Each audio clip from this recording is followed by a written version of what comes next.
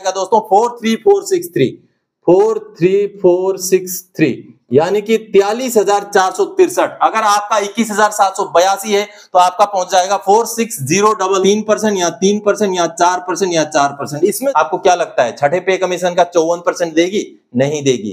क्या आपको लगता है कि चौथे पे कमीशन का 27.6 या पांचवें पे कमीशन का 31%? नमस्कार, वंदे मातरम। दोस्तों स्वागत है आप सबका सैनिक पाठशाला में। अभी 8वां पे कमीशन जोरों शोर से चर्चा में है दोस्तों। तो ऐसे में 8वां पे कमीशन का फिटमेंट फैक्टर कैसे निकलेगा? आपका ओआरओपी लागू हो जाने के बाद, ओआरओपी 3 की बात कर रहा हूं, आगे 8वां पे कमीशन जब लागू होगा तो आपका पेंशन कहां पहुंचेगा, या तो फिर आपका पेमेंट, अगर आप पेमेंट ले रहे हैं तो पेमेंट में 8वां पे कमीशन का कौन सा फिटमेंट फैक्टर आपको मिलने जा रहा है, सभी बातें आज के इस वीडियो में चर्चा करेंगे दोस्तों। जैसे आप बोर्ड पर देख पा रहे हैं, बड़ी आसान तरीके से आपको आसानी से समझ में आ जाए, ऐसे हम आज 8वां पे कमीशन का फिटमेंट फैक्टर निकालेंगे दोस्तों।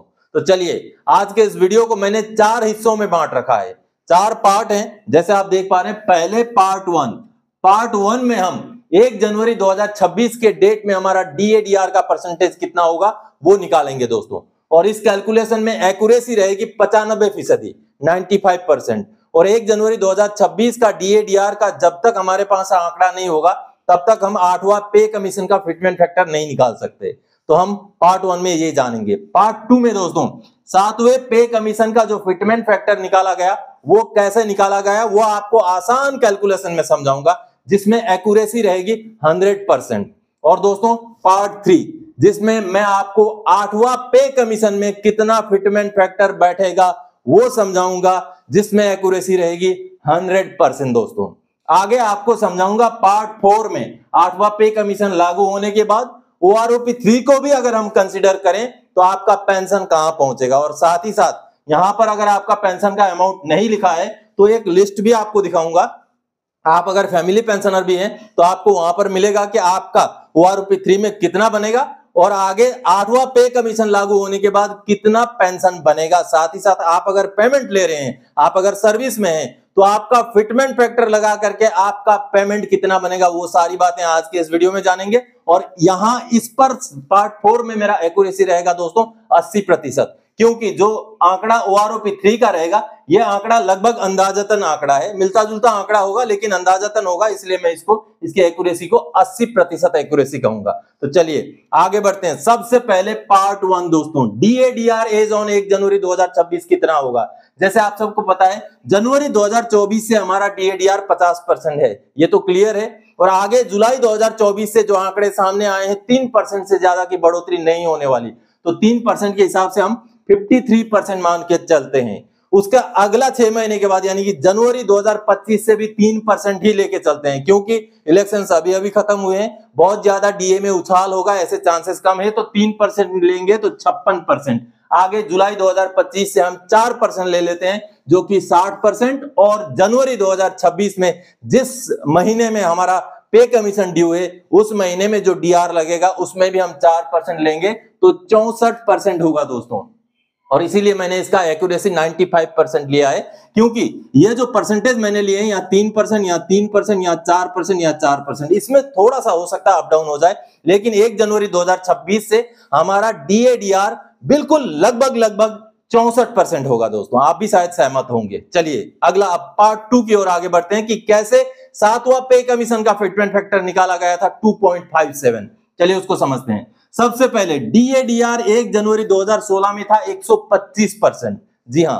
और दोस्तों डीए और बेसिक को जब मर्ज किया गया तो उसका फिटमेंट कितना निकला था वो पहले हम जानते हैं दोस्तों। बेसिक और डीए को हम जब मर्ज करते हैं तो उसका जो फॉर्मूला होता है वो होता है बेसिक से 100 मिलता है, बेसिक से आपका 100% मिलता है, जिसको 100 को हम जोड़ेंगे और 125% डीए को जोड़ेंगे और 100 से जब डिवाइड करेंगे तो 225 को 100 से डिवाइड करते हमारा फॉर्मूला 2.25 निकल गया था डीए को मर्ज करने की वजह से। यानी कि जो 7वें पे कमीशन में 2.57 हमें मिला है उसमें डीए को मर्ज करके ही हमारा 2.25 बन चुका था। समझ गए। अब आगे सरकार ने कितना दिया आपको मैं सबसे पहले 7वें पे कमीशन में जो हमें आंकड़े सामने आए थे उसको मैं आपको दिखाना चाहूंगा। ये सामने जो आंकड़े देख पा रहे हैं जो कि 7वां पे कमीशन का रिपोर्ट का 4.2.9 नंबर पैराग्राफ है, इस पैराग्राफ में आप पूरा ब्यौरा देख पा रहे हैं कि किस तरीके से 125% डीए को जब मर्ज कर दिया गया तो उसका फॉर्मूला 2.25 बना। आगे सरकार की तरफ से जब 14.3% की बढ़ोतरी दी गई तो ये जाकर के 2.57 बना। साथ ही साथ आप इस चार्ट में देख पा रहे हैं कि दूसरे पे कमीशन में 14.2% की बढ़ोतरी दी गई थी सरकार की तरफ से, तीसरे में 20.6 की दी गई थी, चौथे में 27.6 की, पांचवें में 31 की बढ़ोतरी, छठे में 54% की बढ़ोतरी। दोस्तों छठे पे कमीशन में सबसे ज्यादा बढ़ोतरी मिली थी और सातवें पे कमीशन में 14.3% की बढ़ोतरी सरकार की तरफ से दी गई थी।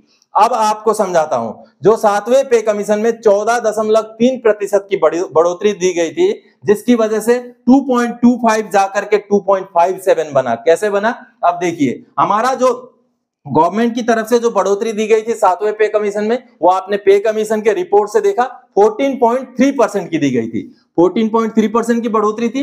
अब 2.25 हमारा निकला था डीए को मर्ज करने के बाद, तो 2.25 इंटू 14.3, अब इसको परसेंटेज में जब हम कैलकुलेट करेंगे तो इन दोनों को इंटू करके 100 से हम भाग कर देंगे, तो दोनों को इंटू करके जो निकलता है उसको 100 से भाग करेंगे तो 0.32 हमारा निकल रहा है। तो 2.25 जो डीए मर्ज करके निकल रहा है और 14.3 की बढ़ोतरी से 0.32 निकल रहा है, दोनों को जोड़ने से 2.57। इस तरीके से हमारा सातवें पे कमीशन में फिटमेंट फैक्टर निकाला गया था 2.57। तो आप समझ गए सातवें पे कमीशन का फिटमेंट फैक्टर कैसे निकाला गया था, और इसकी एक्यूरेसी है 100% दोस्तों, क्योंकि सातवां पे कमीशन का आपने रिपोर्ट भी देखा, उस रिपोर्ट में भी सभी बातें समझाई गई हैं और वो कैलकुलेशन ये है जिससे हमारा 2.57 का फिटमेंट फैक्टर निकला था। अब इस बेस पर हम आठवें पे कमीशन का फिटमेंट फैक्टर आगे निकालेंगे आसान तरीके से। चलिए, सबसे पहले आठवां पे कमीशन यानी कि ये पार्ट 3 है हमारा वीडियो का, बेसिक और डीए को हम जब मर्ज करेंगे, बेसिक हमारा कितना हो रहा है, बेसिक का हमारा कितना लिया जाएगा, 100 लिया जाएगा, यह आपको पता है। जैसे हमने यहां बेसिक का 100 लिया था, बेसिक जो होता है वो 100 ही कहलाता है, तो 100 ले लिया हमने। अब हमारा डीए कितना है, डीए हमारा 1 जनवरी 2026 में कितना होना है, हमने पहले ही कैलकुलेशन निकाल लिया था, 64 प्लस 64, यानी कि अब 100 से किसको गुणा करना है, 100 से किसको भाग करना है, 164 को जब हम 100 से भाग करेंगे तो कितना बनेगा, 1.64। यानी कि दोस्तों अगर हम 1 जनवरी 2026 का डीए को और बेसिक को मर्ज कर दें तो उसका जो फिटमेंट फैक्टर निकलेगा वो कितना मिलेगा, वो निकलेगा 1.64। अब मैं आपको सातवें पे कमीशन के उस रिपोर्ट को दोबारा दिखाना चाहूंगा। ये सामने जो रिपोर्ट आप देख पा रहे हैं, अब इस रिपोर्ट में जैसे आप देख रहे हैं पे कमीशन दर पे कमीशन जो गवर्नमेंट की तरफ से दिया गया बढ़ोतरी था वो दूसरे पे कमीशन में 14.2, तीसरे में 20.6, चौथे में 27.7, पांचवें में 31, छठे में 54 और सातवें में 14.3। ये तो फिटमेंट फैक्टर पिछले पे कमीशनों में दिए गए थे। अब ये गवर्नमेंट की तरफ से दिए गए फिटमेंट मतलब बढ़ोतरियां हैं। अब गवर्नमेंट की तरफ से जब बढ़ोतरियां दी जाती हैं दोस्तों, बहुत सारी बातों को ध्यान रखा जाता है। उस समय में इन्फ्लेशन का क्या परसेंटेज है, इन्फ्लेशन यानी कि मुद्रास्फीति, पैसों का रेट, वो सारी बातों को ध्यान में रखते हुए और सरकार की इच्छा शक्ति, सरकार कितना देना चाहती है, क्या बढ़ोतरी देना चाहती है, उन सभी बातों को ध्यान में रखते हुए हमारा सातवें पे कमीशन में 14.3 की जो है बढ़ोतरी सरकार से मिली थी। लेकिन आपने दूसरे से लेके सातवें तक जब देखा तो बीच में बहुत बढ़ोतरी, अच्छी बढ़ोतरियां भी मिली हैं। तो आपको क्या लगता है आठवें पे कमीशन में कितना मिलेगा? बहुत ज्यादा तो नहीं मिलेगा, क्योंकि सरकार अगर आठवां पे कमीशन लाएगी भी तो बहुत खुश होके तो नहीं लाएगी, मजबूरी में लाएगी, क्योंकि लोकसभा के इलेक्शन के रिजल्ट्स अच्छे नहीं आए और भी बहुत सारी बातें हैं, विपक्ष का दबाव रहेगा, जो कॉलिशन में जो पार्टनर हैं, जो एनडीए में जो पार्टनर हैं, उनका भी दबाव रहेगा। इस वजह से जब सरकार लाएगी आठवां पे कमीशन तो सरकार बहुत ज्यादा बढ़ोतरी शायद नहीं देगी। आपको क्या लगता है छठे पे कमीशन का 54% देगी? नहीं देगी। क्या आपको लगता है कि चौथे पे कमीशन का 27.6 या पांचवें पे कमीशन का 31%? मुश्किल है दोस्तों। हम मान के चलते हैं 20 से लेके 22, चलिए हम 20 का बढ़ोतरी सरकार की तरफ से मानते हैं, 20% का, ठीक है। हम गवर्नमेंट की तरफ से हम आशा करते हैं कि 20% का बढ़ोतरी सरकार दे दे। अब देखिए कैसे होगा, 20% को हम 1.64 के साथ कैसे जोड़ेंगे, सरकार की तरफ से मिला हुआ 20% की बढ़ोतरी को कैसे जोड़ेंगे। अब यहां पर होगा 1.64 का 20%, इसका बनेगा दोस्तों 32.8 divided by 100 is equal to 0.328। ये बनेगा सरकार की तरफ से मिले हुए बढ़ोतरी का फिटमेंट। तो पहले हमें कितना बना था, 1.64 डीए को मर्ज करके और सरकार की तरफ से 0.32, तो कुल मिलाकर के हमारा कितना बनेगा फिटमेंट 1.96। ये देखिए बिल्कुल आसान तरीके से 7वें पे कमीशन में जिस तरीके से कैलकुलेशन किया गया था, जिस तरीके से फिटमेंट दिया गया था, उसी हिसाब से 8वां पे कमीशन में अगर हम कैलकुलेट करें और सरकार की तरफ से मिले हुए बढ़ोतरी को अगर हम 20% के हिसाब से लें तो हमारा जो फिटमेंट फैक्टर बैठेगा दोस्तों, जो बैठेगा 1.96। और ये कैलकुलेशन भी 100% एक्यूरेट है दोस्तों।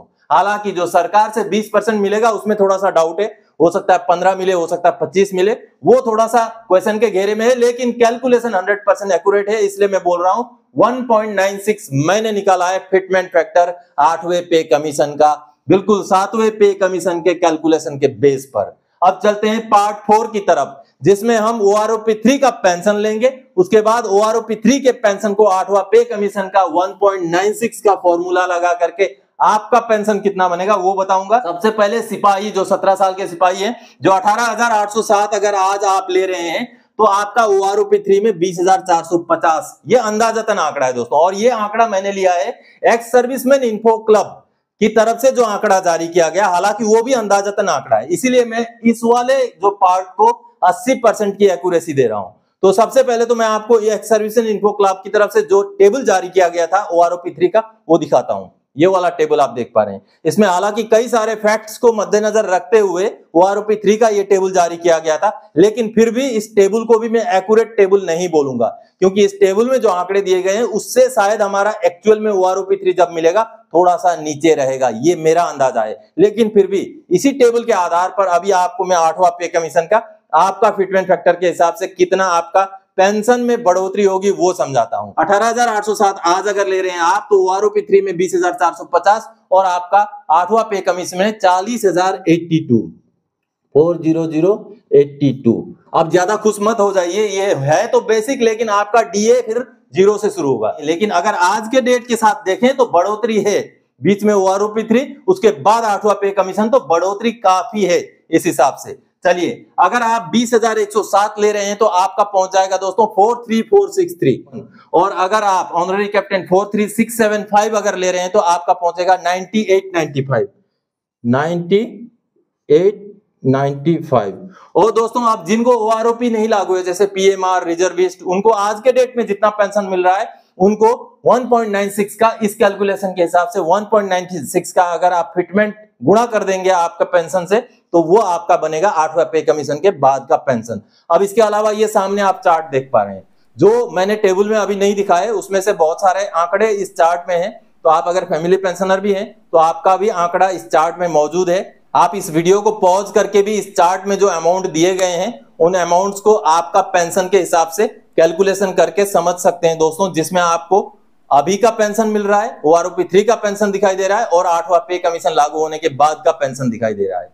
तो दोस्तों आज के इस वीडियो में इसी कैलकुलेशन को समझाने के लिए आया था। आगे और कोई जानकारीदायक आपसे सरोकार रखने वाला विषय लेके मैं फिर से हाजिर हो जाऊंगा। तब तक के लिए जय हिंद दोस्तों।